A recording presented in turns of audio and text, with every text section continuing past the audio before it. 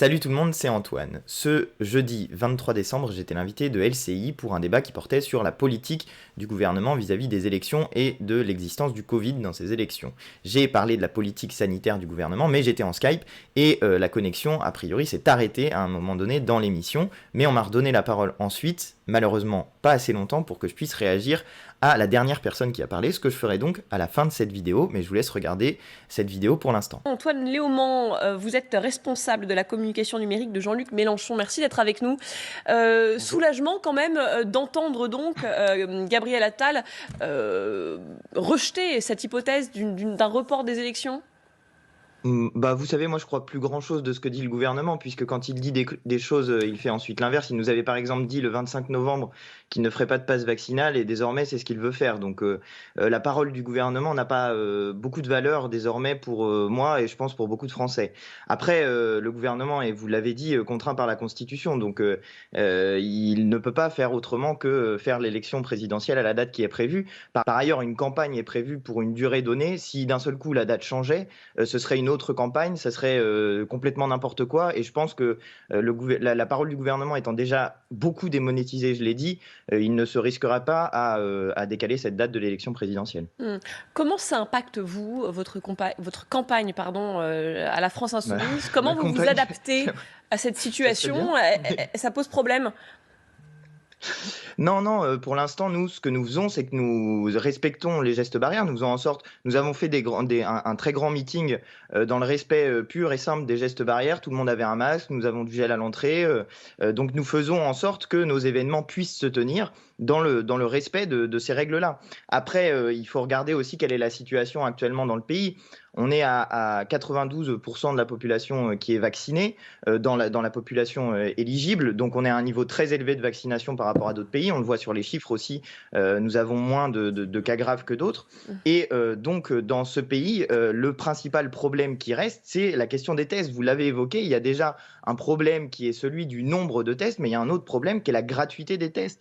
Et on voit dans cette pénurie de tests que, une fois encore, le gouvernement n'a pas planifié, n'a pas prévu, n'a pas été responsable, puisqu'il était certain que les Français, à l'arrivée des fêtes de Noël, ont envie de faire en sorte qu'ils ne contaminent pas leur famille, puisque désormais on sait de manière certaine que être vacciné n'empêche pas de porter et de donner le virus. Moi, j'ai plusieurs cas autour de moi désormais de gens qui sont vaccinés, qui ont bien leurs 2 doses, parfois même leurs 3 doses, et qui ont quand même...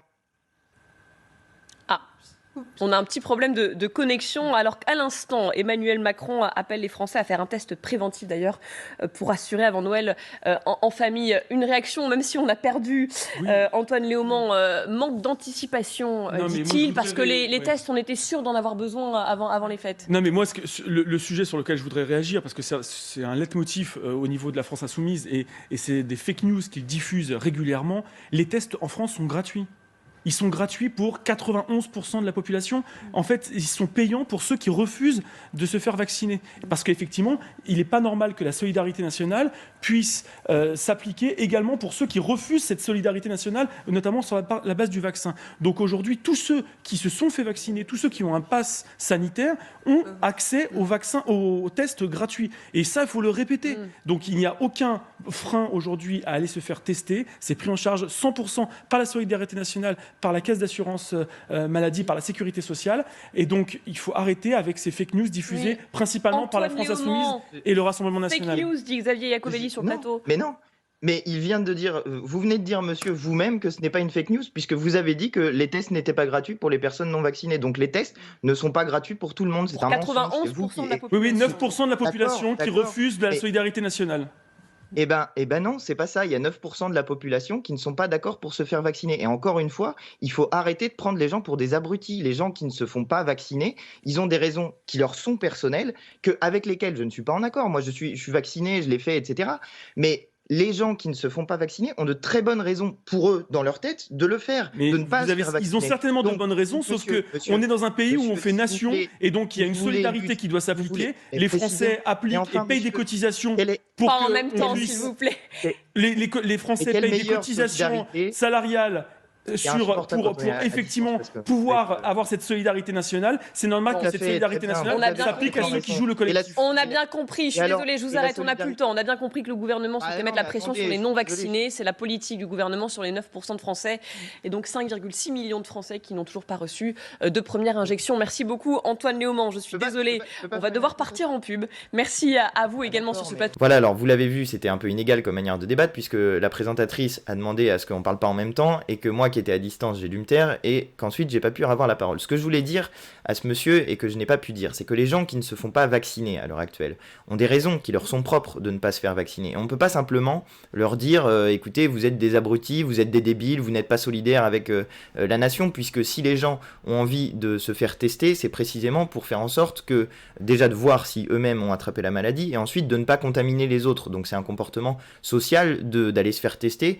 pour éviter de contaminer les autres. Donc il faut rendre les tests gratuits pour tout le monde, pour permettre, y compris aux personnes qui ne sont pas vaccinées, de pouvoir se tester et de passer des fêtes en famille sans contaminer leur famille parce qu'ils n'auraient pas les moyens, par exemple, de se faire tester. Il faut savoir que cette vaccination gratuite, quelle que soit la situation des gens, elle est valable en ce moment dans les Antilles. Donc si elle est valable dans les Antilles, on pourrait la mettre en place aussi sur le territoire hexagonal. Bref, ce gouvernement a une politique sanitaire qui est totalement désorganisée, totalement inefficace, qui manque de planification. On l'a dit, les tests, il y a une pénurie de tests de nouveau. C'était quand même pas compliqué à comprendre que les gens allaient se faire tester avant les fêtes.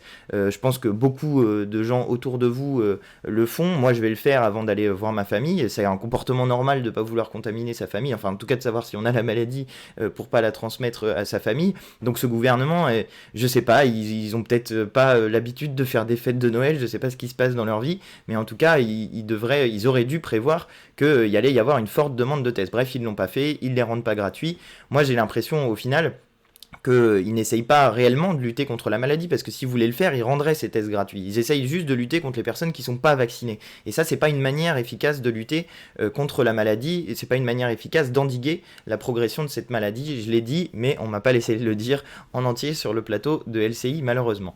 Voilà, cette fois-ci, j'ai dit tout ce que j'avais à dire. Je vous invite à vous abonner à ma chaîne si cette vidéo vous a plu, en n'oubliant pas de cliquer la petite cloche, en cliquant sur toutes les notifications pour recevoir les notifications. Je vous invite aussi à partager cette vidéo sur les réseaux sociaux et à mettre des petits pouces bleus.